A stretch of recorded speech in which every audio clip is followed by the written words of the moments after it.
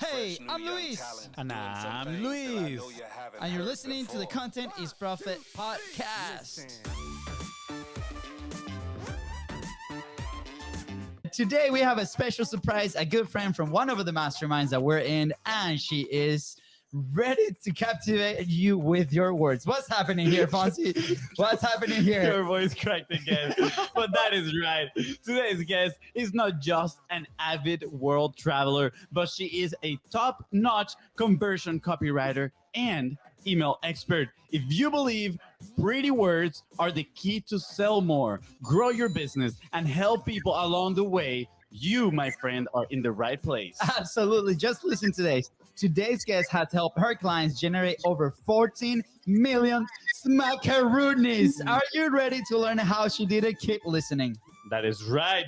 Absolutely mind-blowing. I am so excited. Please welcome future Forbes email expert, founder of the Confident Copy Club, and seasoned world traveler, Jenn Myers. Hey, everybody. Hi, Louis. Let's go. Guys, if you're listening right now, make sure you go to Facebook, YouTube, LinkedIn, and check out Jenn's dance moves because they are absolutely legit. Let's go. We can all learn from that. Jenn, thank you so much for joining us today on this Friday fun night and for bringing your knowledge into the Content Profit Party. So excited for this conversation. Oh my gosh, my pleasure to be here. This is exciting. You guys are incredible energy. I love what you bring to the table. Yeah, it's not the Red Bull. Red Bull, please sponsor us. Anyways. We've been trying for like 3 years at this point. It will happen. Consistency always pays off. Jenn, it will happen. It will happen. Now, we might need, maybe the whole reason for this is to elaborate a full-on copy that we can send to Red Bull. And they're going to be like, we love this copy. It converted us. You guys are sponsored now. Yeah. If Matt Stappen can be sponsored by Red Bull, so can you. Let's go. Let's go. Yes. All right, Jenn, I remember one of the first conversations that we had, it was literally over a racing simulator that you have at your house. So first of all, the cool factor is like way up top, right? Katie, if you're listening to this, please let me have one. And I was like, oh my God, she is so cool. In the middle of that. I know, it's like, yeah, I'm putting that on you, Jenn. And then after that, I'm like, oh my gosh, like every time that we share like that call on Mondays in our mastermind, right? You were coming up with something that you were doing, something that you're preparing, which by the way, we won't announce just yet, but this is so cool. So if you are listening, just stay to the end because you want to know. And then like the connection just happened and you started introducing us to people that are incredible for our business, right? Which I like personally started learning from that. And I'm just going to say I'm a little bit step closer to copy because when FONZI was trying to convince me over copy, I was like, I don't know. I'm more of a video guy, but now I'm like, oh my gosh, tell me more. So for those who don't know you, Jenn, like how this whole thing started and why are you doing what you're doing now? Yeah. How I got started in copywriting. That's what you want, right? Yeah. Give us everything. I was ugly crying on my parents' cold brick kitchen floor. That's how it all started. So in a previous life, I was a personal trainer. I worked 80 hours a week, working with lots of clients, doing one-on-one clients, boot camps. And I, of course, working 80 hours a week, put myself into the hospital.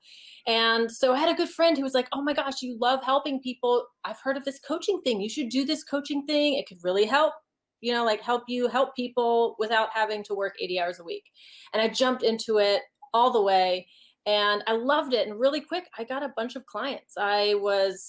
And I didn't know that wasn't normal. So like the first month I ended up in 3 months time, I had already made all of the money or all of the income I had made as a personal trainer the previous year, the prior. So wow. I was like, I'm sold. Whatever this magic coaching thing is, I'm in. Yeah. And then because I was 24 years old, I had no idea how to actually manage money. Because you know how it is. Like when you're starting a business, you're like, I've got money, I'm putting it back in the business. But Mama Jenn didn't actually make sure she could pay her rent 1 month. So she was just ugly crying on her parents' cold brick kitchen floor going, oh my God, I'm a failure. I'm a fraud. All these people think I'm like this successful person, but here I am, 24 years old. asking my parents to help me. What do I do? Mm. And because the truth was, while I was building my business pretty quickly, getting all these clients, I found that on the side, I was helping like my colleagues write their copy because it was fun for me. And at the time, I didn't know it was called copy. I just thought these words need to go in emails. These words need to go on landing pages. I didn't know there was a whole world called copywriting. I honestly didn't understand what the word marketing meant. I just knew I had to say stuff to get people to say yes. So in this community I was in, they were like, hey, Jenn, like you're getting lots of clients. So what would you say in my email for me to get my clients? And I just started helping people, and it was working for them. So when I found myself ugly crying on my parents' cold brick kitchen floor, my dad, of all people, was like the master coach in that moment. It was like, oh, thank you, Dad. And he just asked me 3 simple questions. He was like, hey, is there anyone you can reach out to and offer them something that they would find valuable? And I was like, yes, Dad, who is not a business coach. I do have a community. He's like, and like, could you put something together and have them pay for it? Yeah, I could. And would you do that right now instead of crying on the floor? Yeah, I guess I could. That's probably more productive. Yeah, I'll go do that. So I went and I did that. And overnight, I had copywriting clients, and I didn't even know what a copywriter was. It was amazing. By the way, Gong moment. This is a very Gong moment. Shout out to your dad. I'm just gonna say that. Golden Boulder FONZI, I hope you brought your helmets. I got my helmet under this hat. Let me tell you, if I take the hat off, it just poof, a helmet of hair. He will right send me there. flying to the door. Jenn, sorry, continue. I think that this is worth mentioning, right? Because sometimes as entrepreneurs, right, when we're so in it, right, and we've been in that situation, right? For us, was before the show even was a thing, right? Where we're in it so deep and we can't see past like this, right? Past like 2 inches, and we're overwhelmed with the situation that's happening, and that's gonna happen, right? Yesterday we were on an interview, and we got asked a similar question, and we're like, assume that we're gonna fail, assume that these moments are gonna happen. It is gonna happen because we're in sports, right? And in sports, like in soccer, for example, you miss a pass, you mess up the dribbling, like it's gonna happen. Somehow in business we didn't translate that, and I remember being in a very similar moment. And these 3 questions, I just wrote them down. And by the way, for those interested, go back to minute 8 and write them down, because this is gonna get you out of that funk. I think it's like the slap in the face that FONZI gave me before we started the show. This is a more polite and better and more effective slap in the face. So thank you so much, Jenn. So I just want to do the questions again. So do you have anyone that you could reach out to? Is there anyone you can reach out to who would like your support? Who would you like? Exactly. Is there anything you can offer them? Oh, did you want me to repeat it? Or you want to? You can, yeah. Your voice is probably better than mine. Jenn, I think it sounds better coming from you. Yeah. So honest. number one. Yeah. Is there anyone you can reach out to and offer your support? Is there anything you can offer them that they'd pay for? And are you open to doing that right now? Beautiful. I love it. Yeah. I mean, I'm about to go use this framework right now. After we hang up, I'm gonna start hitting everybody that I know. I think it's it's like business coaching 101. Like, you want to start as a business coach, just stick to those 3 questions and you're golden. Yeah, absolutely. I think the beauty of it is that it's simple, right? A lot of people, when they start here, I read a book about funnels, and I was like, oh, I need to build my whole entire funnel before I make an offer. And it is as simple as, let me just ask somebody, right, that I already know if they need help with this, that I do, and I know I can get results, right? So that's amazing. So I'm curious, Jenn, what happened after that? What happened after your dad came with that incredible advice? So I did. I went and whipped up a very simple message. And basically the message was, hey, I'm being really vulnerable. because it felt really vulnerable to say I'm struggling because everyone saw me a certain way. So it was my opportunity to ask in a really big way. So I shared with them my vulnerable moment, and I said, in exchange for a donation, I'll write any marketing copy you need. That was I didn't even know I could make a business of it. I was literally just like trying to pay bills, so I wasn't trying to like get anywhere beyond that month. And overnight, 20 people reached out saying, I'm in. People donated anywhere between $20 and $2,000. I mean, I ended up like not only paying for rent, covering my groceries, I made an extra $2,000 that month. And I was like, if I was looking for a sign, I guess that's it. Like that was the big, you said slap on the face. My family, we call it a boop on the head. It's like, boop, boop, wake up. Here you go. Yeah. His family's a little intense. Sorry. Yeah. I love it. Wow, that's amazing. I love this. I mean, just design the people how they answer. Right now, I'm curious. Now you have 20 people, right? That you had to deliver for. Was that overwhelming? Because that would be thought number one. I'm like, oh man, now I need to do work for 20 people, right? And they pay for it, so I better do it. What was that? What happened in there? Luckily, I was like running on pure excitement. So a lot of the projects got done really quick because I was just like, oh my God, I can't believe that worked. Others I'm still working with to today, actually. I still have one client that we still work together really closely. So that's pretty cool. None of the projects were scary or overwhelming except one, and that was my mentor. My mentor saw my post. At the time, he had a $1 million business. He now has a multi-million dollar business. But at the time, he had a $1 million business. And he reached out to me saying, I saw your post. I'd love to have you come on board. And I was like, now I freak out. So that was my big cue to like, okay, I really need to up my game. I actually need to invest money in studying this craft. I actually need to know what it's called. Turns out it's called copywriting. And I just studied everything, because that night was the night I learned that it doesn't matter the size of your list. It doesn't matter how many people you have available to you to reach out to. It's the power of your copy. It's the power of your words. If the message is right, it doesn't matter how many people you're talking to. You're going to attract someone that you can help, and ultimately they'll end up helping you. So that was just incredible. Wow, that is so cool that he provided that opportunity for you. And for those listening right now that might be asking themselves, or that they might not be as familiar with, copywriting. I feel like at first it comes as, it's just pretty words that are used to sell stuff, right? But how would you define it? How would you define copywriting for those people that have heard of it? Maybe they're intimidated by it, but they know they need to learn this craft. Because honestly, I would say is one of the foundations of good marketers. They know copywriting. It's like, I will say this is almost like a topic, like it could be a sensitive topic. Like, are you a Mac guy or a PC guy? Do you think cheerleading is a sport? Do you think copywriting is a thing? Pretty words are like a slap in the face for a copywriter who understands what really goes through it. But I mean, sometimes the words are pretty, so I get that. But it really is like, if you can write an email, or if you can write a sales page or website that converts clients, you can literally write your paycheck for life.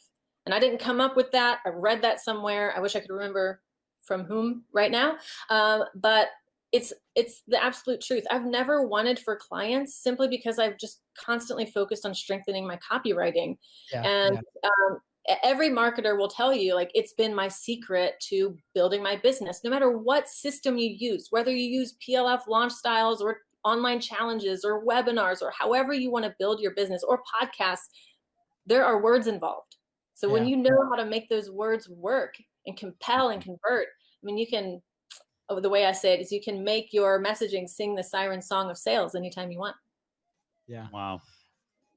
No, I feel like you've been wanting to say something for a while now, and I just keep like interrupting you. It's okay. It happens every episode. I forgive you.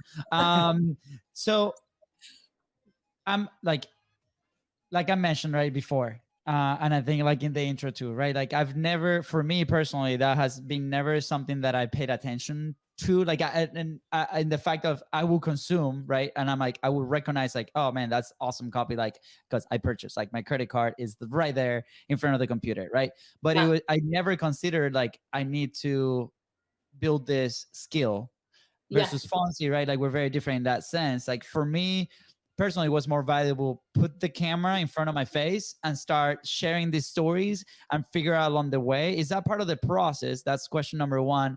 And second, like somebody that's starting out, because I not gonna lie, for me it was very overwhelming, right? And that overwhelm stopped me from at least knowing the basics to be like, okay, this is the direction that I need to go at first, or this is what I need to look for in order to hire somebody to get there, right? I was very lucky that FONZI took the reins on that, right? And he took off, right, on the micro content, the micro thing. We have an internal staff that does it for our internal copy. And part of like full disclosure, right, we had that conversation, you and I, to like, who should we bring that? But for me, the first 3 years, I was like, man, like this is overwhelming. I don't really want to go there, right? But sometimes we do need to go there because we might not have the resources to invest in that. So what would you say to somebody that's in that position, right? Like how should they approach this? Well, the first thing to recognize is copy is like bread.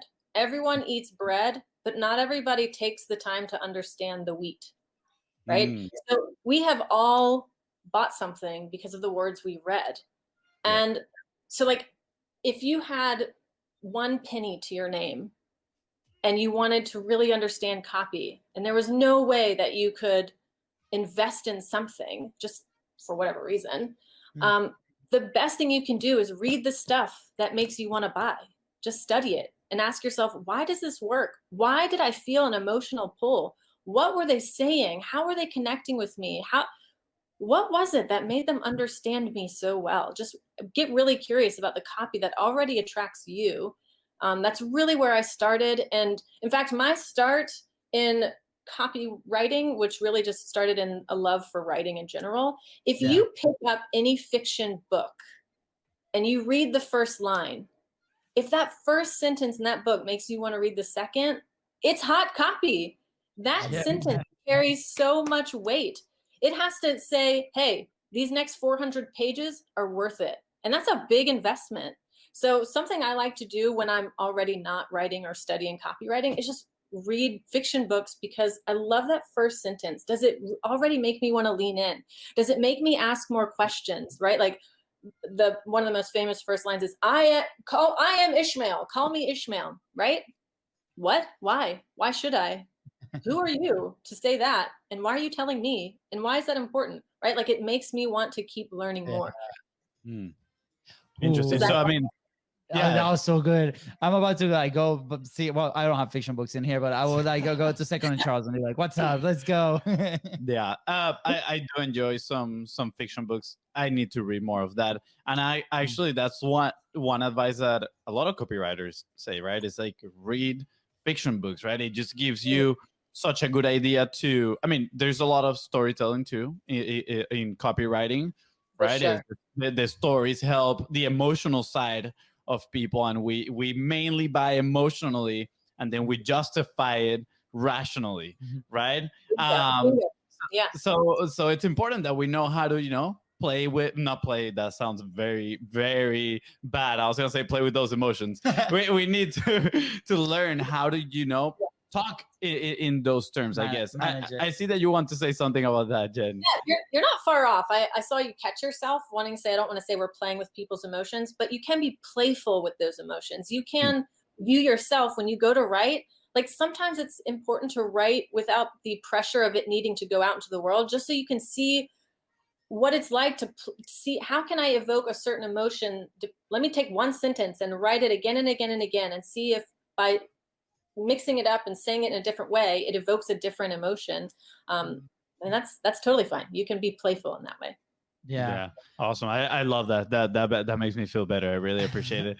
And sorry, real quick, because I want to dig a little bit into that. I told you he takes over. It's fine. I want to dig a little bit into that aspect that you're saying, that be curious, right? When you read this stuff, that it calls your attention, that it makes you take action.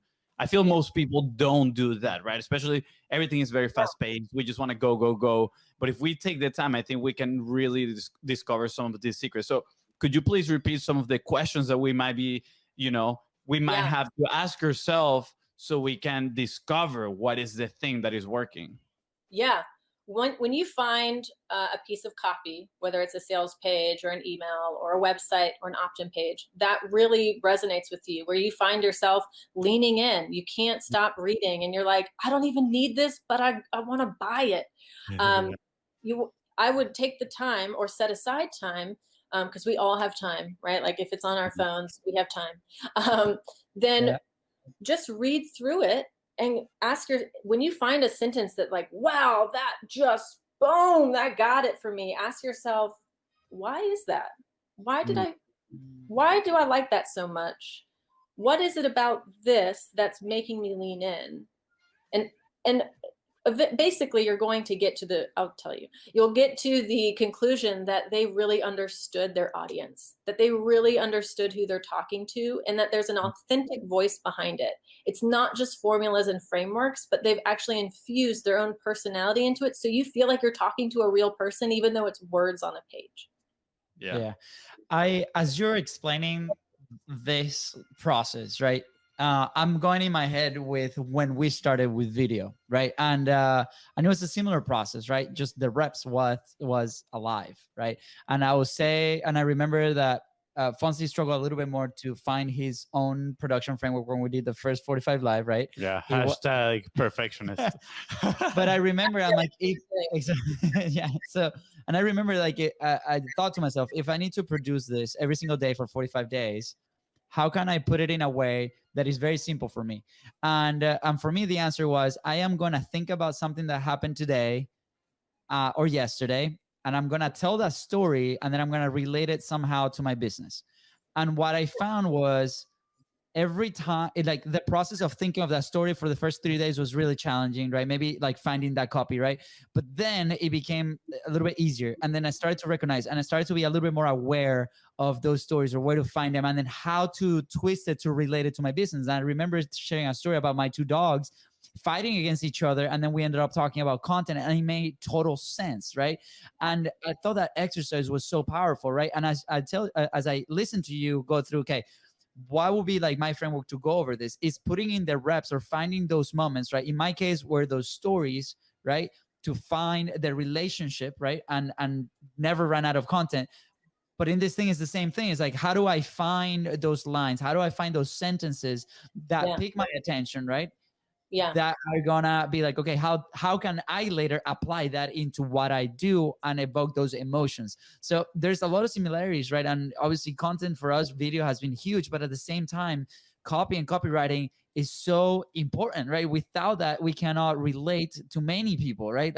Everybody reads as well. So maybe some people don't have access to videos, and at the same time, that can be the script of the video, right? So I think is a very key element that we need to sit down and really consider, like, how much of my time every single week am I going to actually invest? It's not a question is if I'm going to do it, it's like you are going to do it, and like how much time am I actually gonna put in the reps. So I love it, Jen. Thank you. The real reason we brought you on is because I needed this coaching. So we're students of the craft, Jen. We're students of the craft. You talked about audience, right? Like you conclude that they really know the audience. Yeah. I'm curious on your process on how do you get to know your audience, right? Because there's a lot of people are, do your market research, go into groups, what they like, you get the customer avatar sheets, all that stuff, right? I'm extremely curious on how do you do it? How do you say, I know this person from their head to their toes, and I can speak to them, I can move their emotions, and I can make them take an action? Yeah, I have some pretty strong opinions about this. So this is a great question. Love it. Yes. First, I walk into a situation knowing I will never always know the client fully and completely. It helps me stay in the place of wanting to get to know them. This is why I hate, not hate is a strong word, but this is why if there's anything I were to say I hated in the world, it would be those damn avatar sheets. Yes, I'm with you. I'm with you. Yeah, we are with you. Hold on. Okay, golden border. Let's go. Let's celebrate. Good. Okay. Yes. Now we can continue. Thank you. Yeah, and there's two reasons why they are just, they can do good, but not when they're just slapped in front of you at a conference and said, fill them out because you need to. One, why fill out a demographic sheet if they're not important? There are certain demographics for certain audiences that are just not important. Like not everyone, we don't need to know how many kids every audience has. We don't need to, that it's 2.5 kids. We don't need to know that where everyone lives for every audience. Like if we are going to understand our audience, we also need to understand what demographics are important for our research. So that's just my one of my pet peeves. The other pet peeve is a lot of people hear like, oh, or they'll tell you, oh, I am my ideal client. I was my ideal client, 6 years ago, 6 months ago. And so I know my client. That is one of the most dangerous things you can say is I know my client, because how likely are you to actually go and do the research to get to know your client if you're like, I already know them? You're not going to go and do the research. You're not going to do any interviews. You're not going to get to know your voice either, because you're like, oh, me and my client are the same. So I can just magically pump out an email and it's perfect. But that's not true. That's not how copywriting works. Copywriting is mostly research. And you were asking about my research process. So I actually cover 3 things when I go and do research. First, I want to understand the product or offer inside and out. If I have a client who doesn't give me access to whatever they want me to write copy on, I'm like, thank you, but this won't work, because I need to understand, right? Like if you're offering an ab roller, I want to try that ab roller, like whatever it is. Second, so product one, I want to research the product. Second is I want to research the client. I'm going to go do some message mining online, whether that's through messaging boards or Amazon reviews or however I'm going to go do it. Also client surveys you can send out to the email list, and actual client interviews. We can actually talk to the client? Yes, we can. And they love it. They actually love providing their feedback. It's like everyone loves to talk about themselves and their opinions. So I find they're great. And the third thing, so once you've done the product research and the client research, you actually need to research, well, for me, I'm researching the person I'm writing for. I want to understand their voice, their values, their vision. What is it that they're bringing to the table that makes them different? Because right now, there are so many different offers for the same thing, right? Like how many people have podcasts? How many people have business podcasts? But there is one thing that absolutely no one can replicate, and that's YouTube. So I would want to understand your voice. If I was writing copy for you, I want to know what makes Luis sound like Luis and Luis sound like Luis. And I want to make sure that I sound like Luis when I'm writing for Luis, right? And of course, we need to do that too. It's an introspective, a reflection moment. And well, for my clients, it's like their favorite part because they love the exploratory aspect of understanding their voice. But there are ways to understand how your voice is naturally persuasive. Everyone is naturally persuasive. So knowing how to infuse that in your copy is important. So those are the 3. Oh, this is this is such a good process. I can even imagine, it must feel like therapeutic for people, that third step when they are talking to you, and they're it must just feel you're sharing so much and opening up and sharing stories and everything, and you're taking all that information in. This actually reminds me of something that happened with our cousin. So he's an actor, right? He just produced his first short film. So congrats to him. And I remember he came to visit, and when he was leaving, he opened the door of his car and a cigarette fell on the ground. And I was like, I didn't know you smoke. And he's like, oh, no, I don't smoke. But when I'm writing, I grab the cigarette and I put it in my ear, or I pretend that I'm like smoking. And I was like, that is so cool. He's like, yeah, I just helps me get in the environment, right? Like the person. I was like, that is so freaking cool. Is that why you have that woman's wig on your desk? No, don't share the secrets. Don't share the secrets. But yeah, so I love that, right? It's like you're getting in the shoes of the person you're writing for, right? And you know, the listener right now, you might be saying, well, but I don't write for other people. Yeah, but if you write for yourself, you need to understand yourself too, right? So I'm sure there's a lot of work that you got to do with yourself on, okay, well, what are my values? What are my stories? What are all these things that I want to share with the audience that I don't always know completely? So I need to be excited to go and keep knowing them on a consistent basis. There's value in, well, as business owners, at some point we have to let go of our baby, what we consider our baby, which is our business. It is not a baby if you want it to grow into a toddler, if you want it to grow into a full-sized adult, which I think everyone would love that in their business. So we have to stop, coddling it eventually. And that looks like sometimes separating ourselves from ourselves so that we can reflect on it. Like, oh, how do I show up in the world? How do I communicate? What does make me different? I have something called the Confident Copy Club, and our saying is, "You're weird, and I love it." Yeah. And I say that you should know at least 3 things that make you weird that strengthen your writing. It's one of the tenets of great writing is knowing what makes your writing great. And everyone has at least 3 things that you consider weird, but actually makes your writing just like only you. I have one client, she is Russian. And when we first started working together, she was like, just make sure you edit out an accent. I don't make sure I put the right pronouns and articles. I don't want it to sound like me. And I was like, no. Yeah. I love when I read an email from you, I can hear your voice, right? Like I can see your face because it sounds just like a Russian woman is writing to me. Yeah. So everyone has something what they consider weird. That is actually. I just had a major epiphany. We have this phrase is like, our accent is not very good looking. This makes perfect sense now. We can actually see our accent, and it's so valuable. So we're gonna start saying our accent is very good looking. We're just gonna put that out there. So go back to you, Jen. Yeah. Well, that was it. That was that's incredible. Okay, so I love this. I know. I'm thinking. I was like, what are my 3 weird things? I can say at least 10. Okay. I remember doing an exercise. It was a writing challenge, and it's you sent it to me. This was way back in the apartment. I still have the emails to do it again. Okay. Yeah, we need to do that. And I remember when I sat down, I took my time. I'm like, okay, I'm gonna time it for like an hour, right? That's my thought process. I'm gonna sit down, and the challenge was to write something, right? Like get it out of your head. They will give you like prompts. And a couple of prompts, right?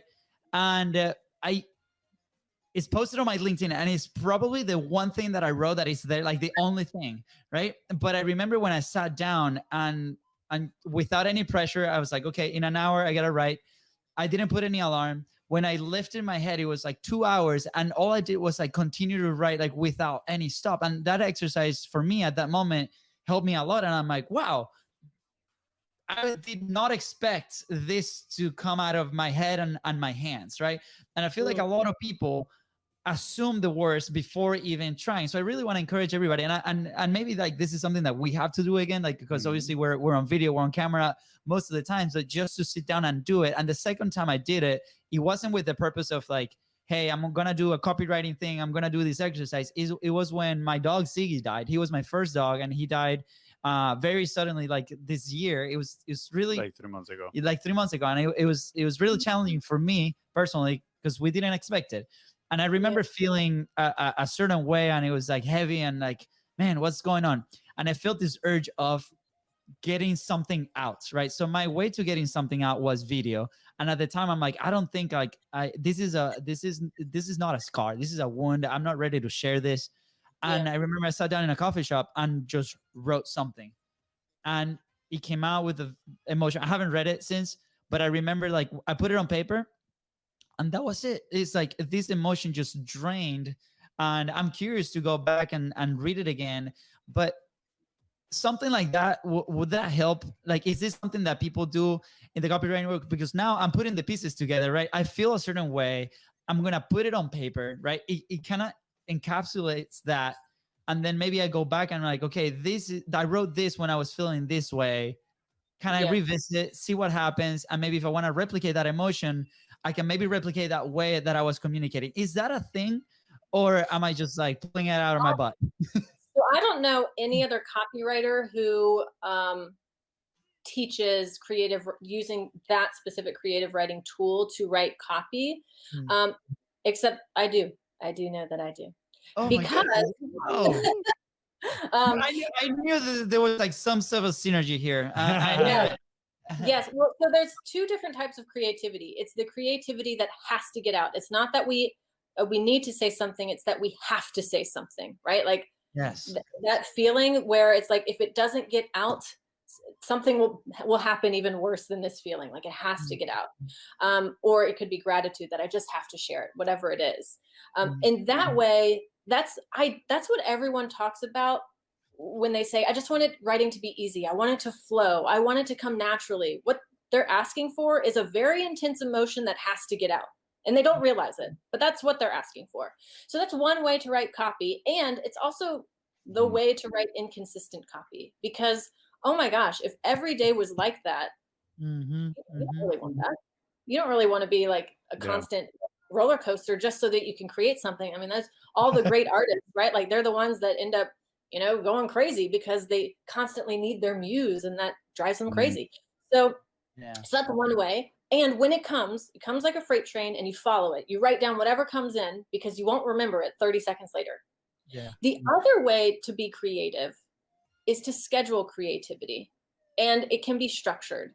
So what I've done is, when I first started out, basically all of my copy was that emotion, right? Like, I had such an intense way of starting my business. I told you that I rode that high for basically weeks, going, oh my gosh, I can't believe this worked. And I was just writing all this copy. But once that faded away, I had to come up with a structure so that I could recreate the feeling in the copy without having to ugly cry on my parents' cold brick kitchen floor every other week. So there is a way to pull those emotional parts of the story, and you will feel it. It just won't be as intense. You're not waiting for it to happen. You're actually fabricating it in a really healthy, good way. And then, of course, like you did with your podcast. So that's what I tell my clients. Like, tell a story. Ask yourself, how does this relate to my reader? What lesson is there for them that can help them get outcome that I help them get, whether that's create awesome content or get in a better relationship or whatever it is, right? And then you have a call to action. It's literally story, connection, call to action. You can do that with your writing too. That's and awesome. I have one other point.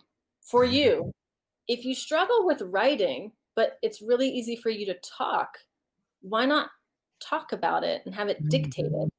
And then you edit that. Yes, absolutely. I actually have a little app in my watch right here. It's called Draft. And sometimes I tap it and I talk into it, and it transcribes it. And then I'm like, this is so cool. And I have it on my phone, and you can, I'm not gonna lie. I should use it more. I cannot tell you how many times, right? So FONZI is in charge of writing the intros of, our guests, right? We collect this information. There's no secret to anybody. And then, FONZI goes and puts in practice his copywriting skills. And then sometimes, like when he's driving to the studio, right, I'm texting him, hey, is it ready, right? Because part of the process, I got to, make sure that our cheat sheet is ready to go.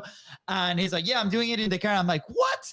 No. And what he's doing is actually driving and saying the whole thing he's watched, right? And then when we come here, we kind of fix a little bit. So a little trick in there for everybody listening, and I remember I work better under pressure. And I remember also, it makes you look really cool, like you look like a spy or an FBI agent or something. Yeah, right? Like a Power Ranger, yeah, and thank you so much for for sharing that, because you know, that process of emotions, I identified it in two individual parts of our journey, right? First, the Facebook lives, but not our Facebook lives. When we launched the third season of 45 Live, we had about 100 people in the challenge, right?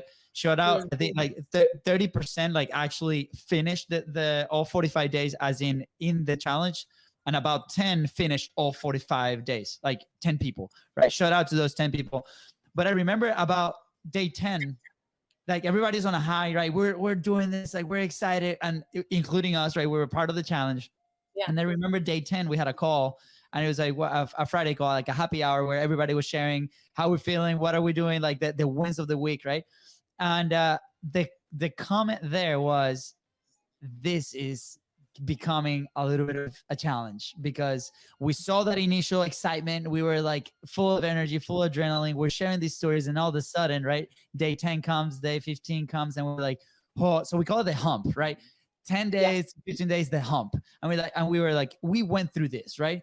And it's like, what is it that we can grab onto to continue execution, right? Because consistency is what's going to be rewarding you to finish this thing. And it's about the habit. It's about building the habit. So what can we do for us, right? We grabbed into, okay, let's go back and revisit our wins to be able to continue this. And now that you're explaining this, I'm going back to our show. Same thing happened, right? The first initial, like, it was like 15, 20 episodes. We're on the high, we're producing it, right? It was us. And then we switched to interviews because we're running out of things to say. Like, what are we going to be doing? We're crashing, right? And we're like, okay, let's do interviews. And then all of a sudden that went back up, right?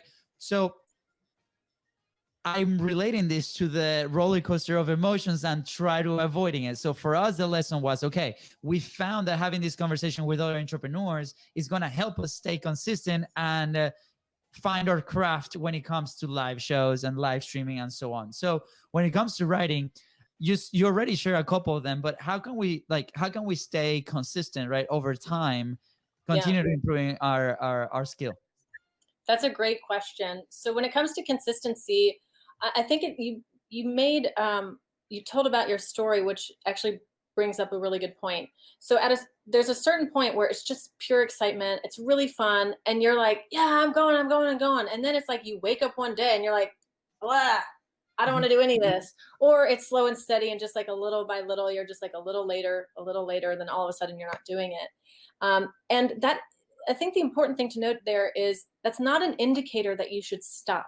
It's an indicator that you should find a system that works for where you're at now, because we're always in a different season depending on what we're building, where we're headed, what's going on in our world.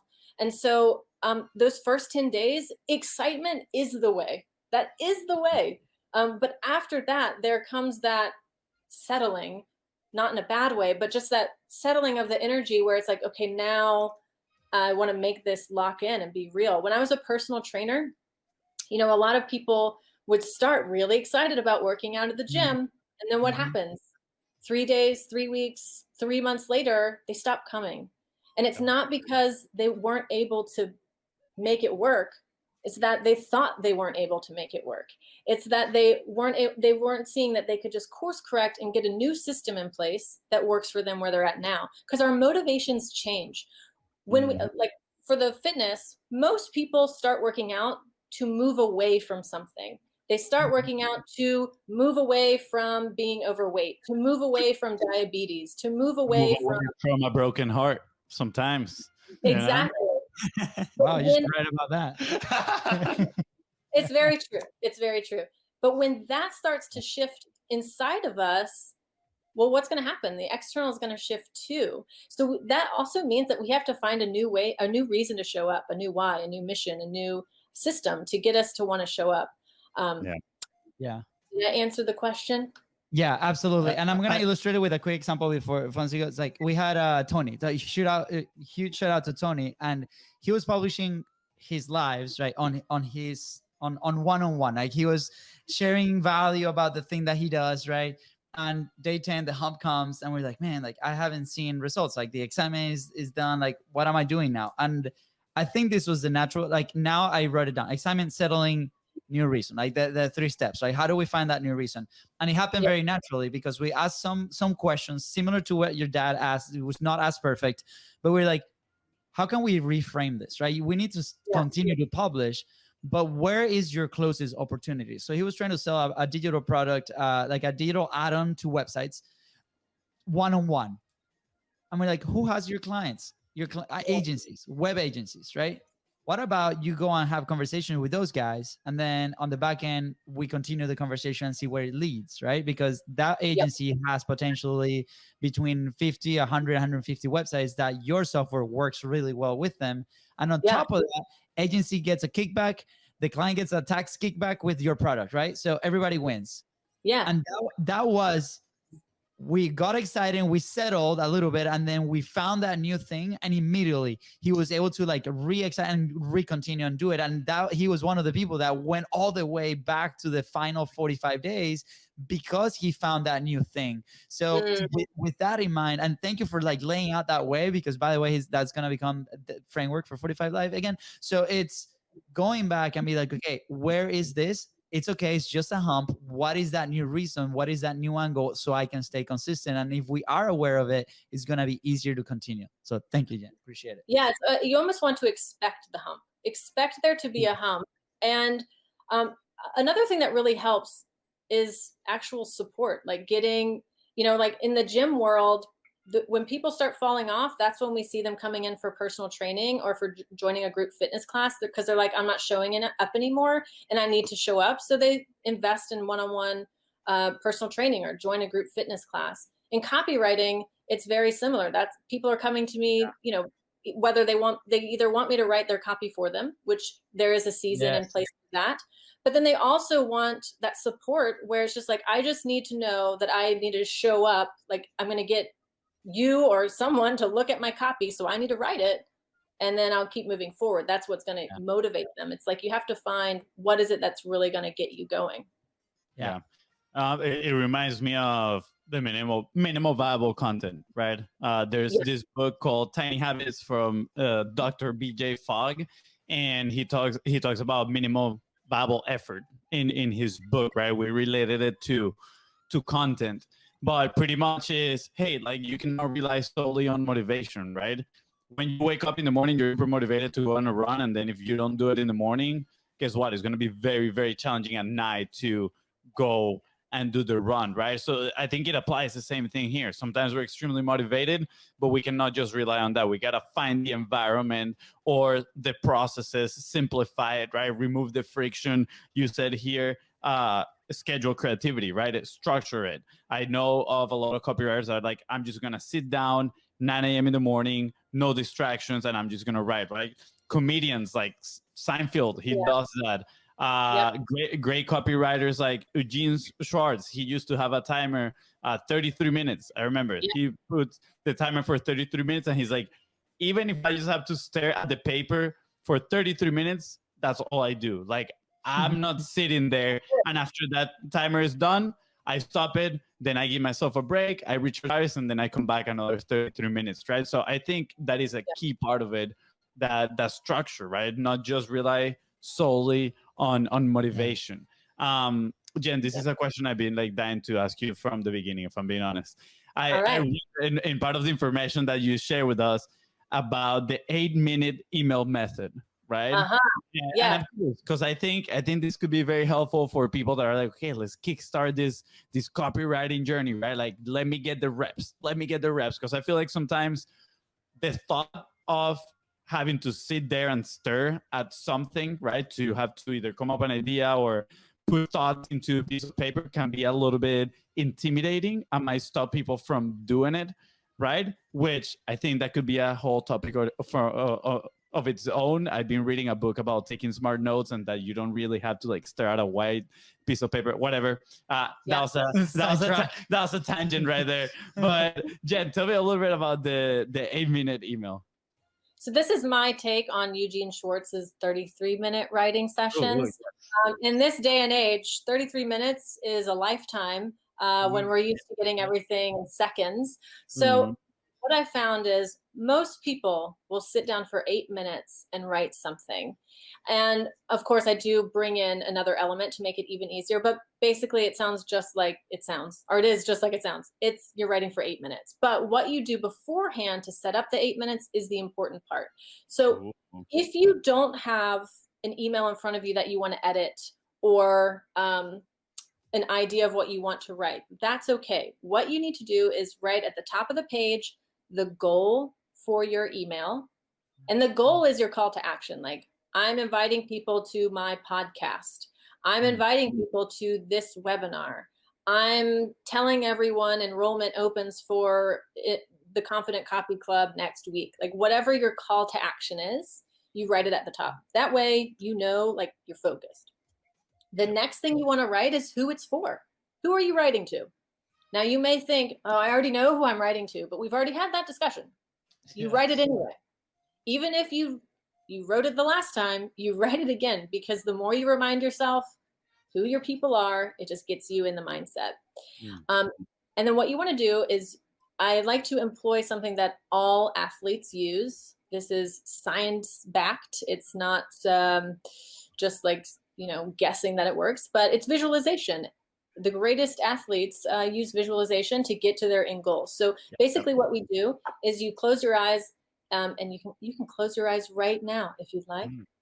Close your eyes and imagine yourself at a coffee shop, sitting at one of those little cafe bistro tables where there's only 2 chairs. You're in one of them and you see your dream client walk in the door. The one dream client, like, if they said yes, you wouldn't know whether to shout or, throw up. You would just be like so elated. This is your dream client. They walk in the door and they go grab their coffee, and you're just sitting on the edge of your seat, excited to see what they're up to and what everything's all about, and just see what's going on for them. And they finally sit down, and look, it's a cafe, so it's really noisy. There's, the machines are going off, people are chattering, you can hear people on the laptops. You have to lean in with both elbows, both of you. So you're leaning into each other, having a conversation. And then you start your timer for 8 minutes and you write that conversation. At the end of 8 minutes, you walk away, go do something else, grab yourself a new Red Bull or a cup of coffee, and come back with fresh eyes to edit, right? We can't edit a blank page. Salman Rushdie said that. We can't edit a blank page, but you can edit something that's there. So the whole point of the 8-minute email method when you're first starting out is to just get words onto the paper so that you can edit. And then when you go into the editing process, that's right, set your timer for 8 minutes and repeat. Only edit for one type of edit. Grammatical edits. Go and read. Come back for 8 minutes. Now edit for historical accuracy. Maybe you made mention of certain reports or studies or texts. Go make sure that those are accurate and link to them if you need to. The next round of edits, is this clear and direct? Am I really talking to the one reader? Next time you edit, you can look, okay, am I going off on a tangent anywhere that doesn't need to happen, right? There's all different ways to edit, but you just do it 8 minutes at a time. Wow. But Jen, by the way, we have an action point that we always recommend. I want to recommend people to do this. Like, go do this exercise, go back, it's minute 50. And close your eyes, do the exercise. I literally was able to visualize that entire scene, and I'm like, who did you visualize in the coffee shop? Russell Brunson. Yeah, me too. I knew it. Well, also, we're going to Fun Hiking Live in like 2 days. So, I mean, it's fresh. It's right there. And yeah, by the way, fun fact, we ended up being very close to Russell in Boise the other day. We ended up staying at the house next to him. And, one day we'll high five and play soccer. But anyways, it was so cool because, visualize, like, when we were playing soccer, that's the thing that we did, right? That we're like, and that's, I attribute a lot of what we did playing in Europe, playing in Italy, playing in Spain, coming here to the States to visualization. And as I was sitting here with my eyes closed, I'm like, why am I not doing this enough? Like, I'm not doing this at all on the business. Like, it did work. So I want to put that out there. And second, as you were walking us through that exercise, I literally, there was a first line that came, and that's when I opened my eyes, because I needed, well, first off, I needed to complete my notes, but it was like, but it worked. So I want to encourage everybody, take this and do it. Like sit down, listen to Jenn walking you through from minute 50 and sit down and do it. Let us know. Put it on social media. Send us a quick DM. Be like, oh my gosh, it worked. I wrote. So this will be like the framework that's gonna unlock the writing for the Luis's brothers. So thank you. Now, Jenn, I know that you have something super cool cooking happening in there with the Cool Kids Club. Tell us more about your club and what you're building with your community, please. Yeah, I'm happy to share. So I was told that you do a lot of like just make them want the next thing. Like you do a lot of like seeding. Is that right? Okay. So I'm going to do my best to do that here. This all started back when I was 4 years old. No, just kidding.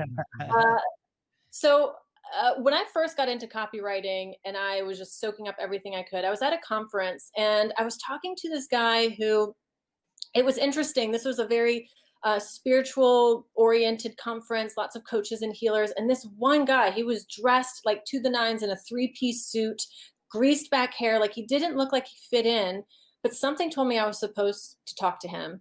And so I just went up to him and I was chit chatting and he's kind of going on and on and on and on. And I'm like, wow, maybe I wasn't supposed to talk to him. He's just talking about himself a lot. He hasn't asked me a single question, but something said, no, you're really supposed to be here. And so I just really got present with him. And he said, now, if there's anything you remember from me, and I was like, oh, I think this is it. He said, someone once told me, don't be the solution in your industry, be the solution to your industry.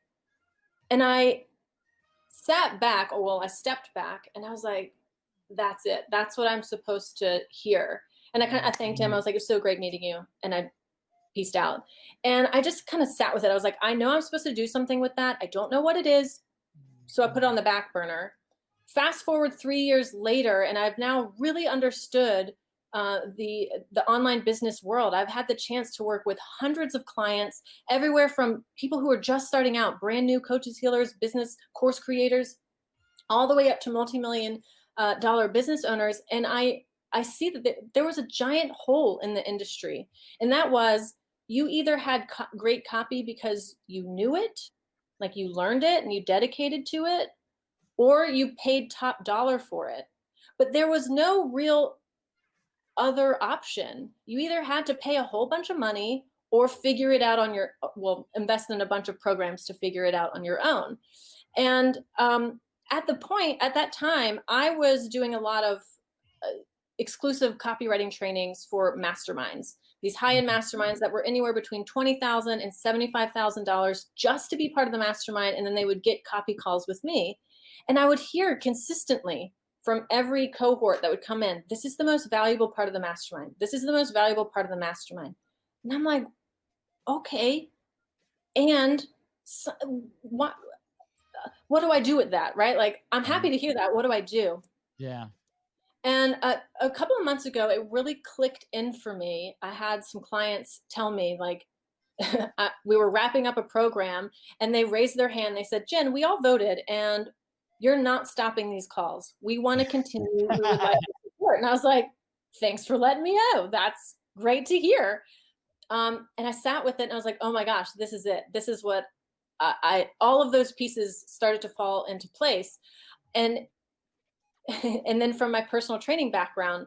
So if you think of a group fitness gym, right? There are different classes that you can attend at any time during the week. There's the spin classes for people who like cycling. There's the body pump classes for people who like lifting weights. There's the combat classes, Zumba classes, yoga classes, all different types of classes to help you get the workout that you want on your schedule. And I was like, what if we had something like that, but for copy?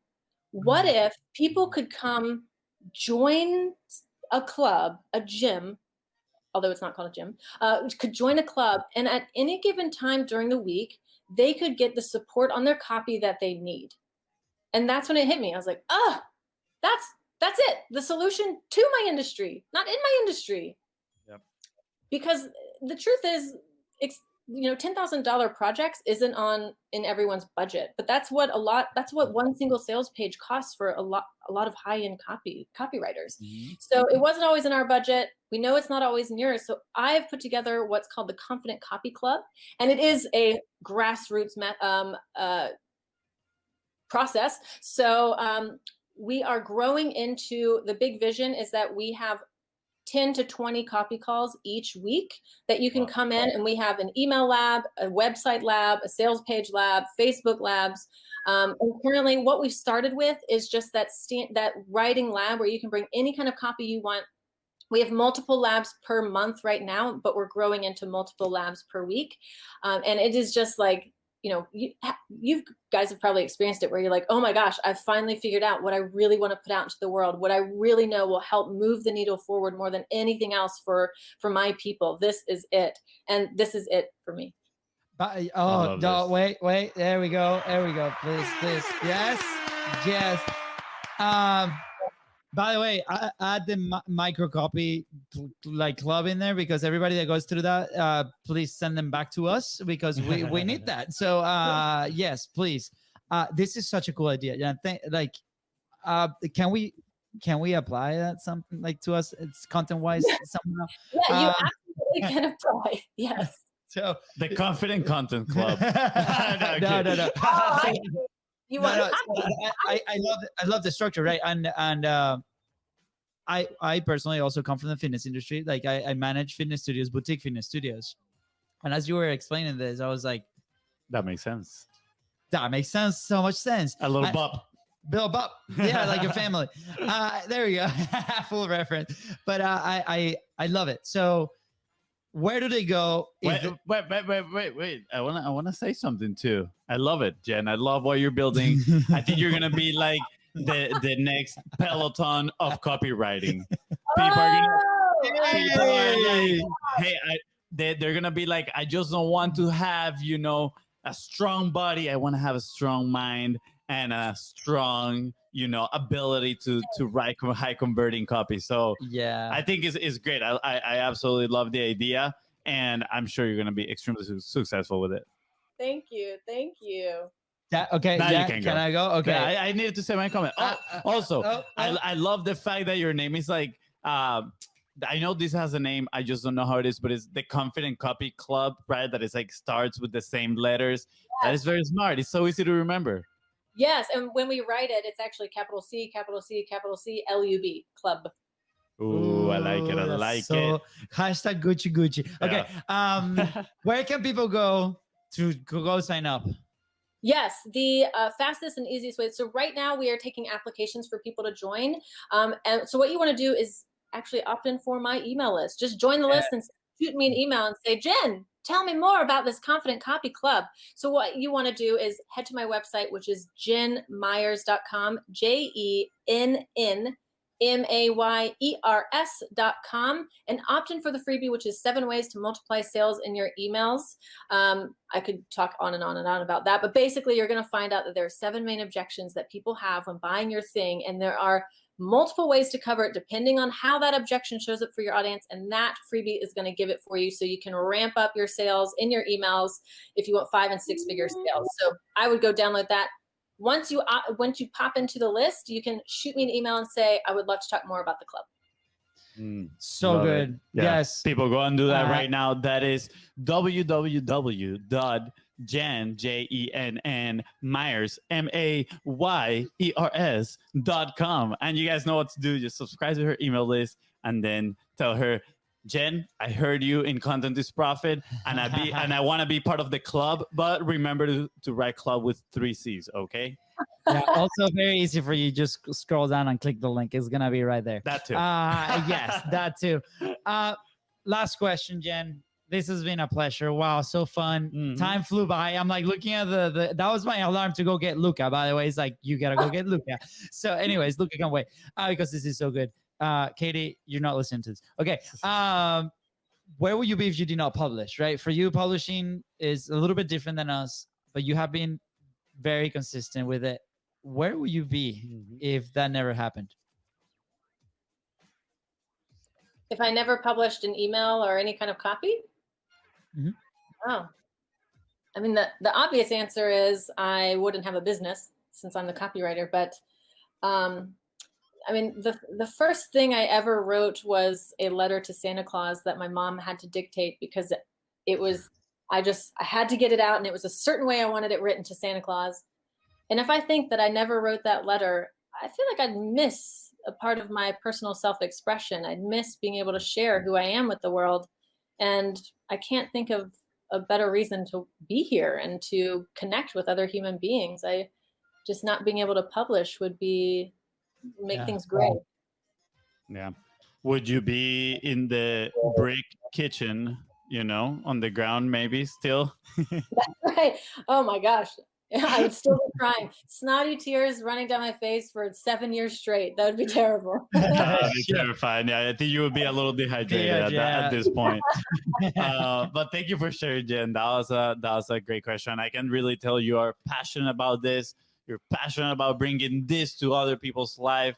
And, I honestly have heard it from other people, right? That just the act of writing, regardless of it being copywriting, persuasive writing, however you want to do, just writing, it helps. It helps clarify your thoughts.